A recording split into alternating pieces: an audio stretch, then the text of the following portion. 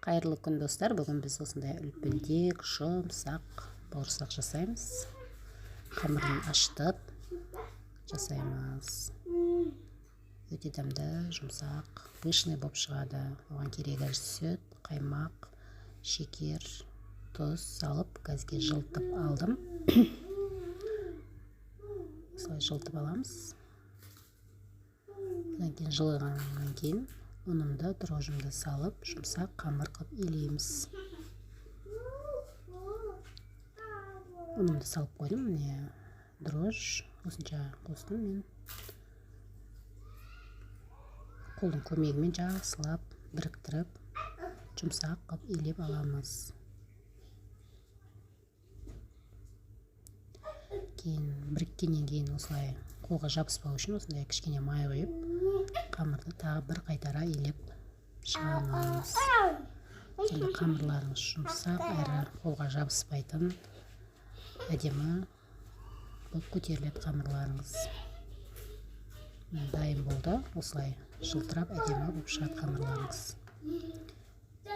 Кейін жақсылап орап, жылы жерге қойып қоямыз, көтерілуін күтеміз.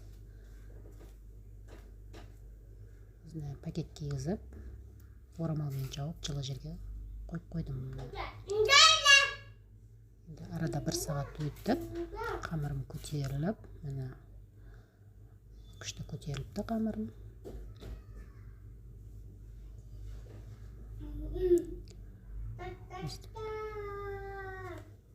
Кішкене долаларға бөліп аламыз.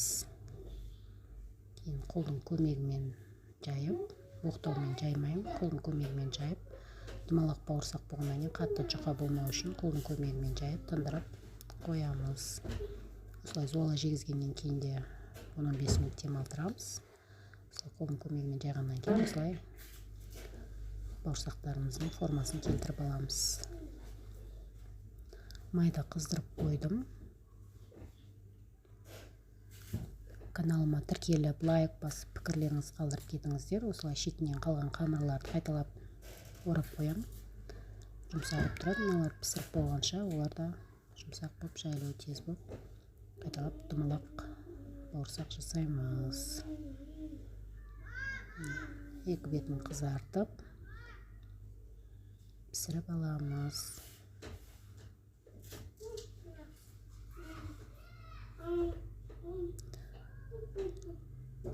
Думалақ бауырсақ дастарханда әдемі көрінеді. Үйлеріңізге қонақ келгенде осылай ерінбей істесеңіздер, дастарханда әдемі көрінеді.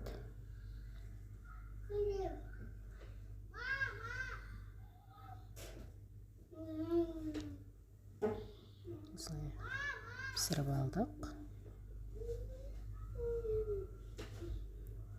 Бауырсағымыз дайын болды. Каналға тіркеліп, лайк басып, келесі видеода кездескенше сау болыңыздар.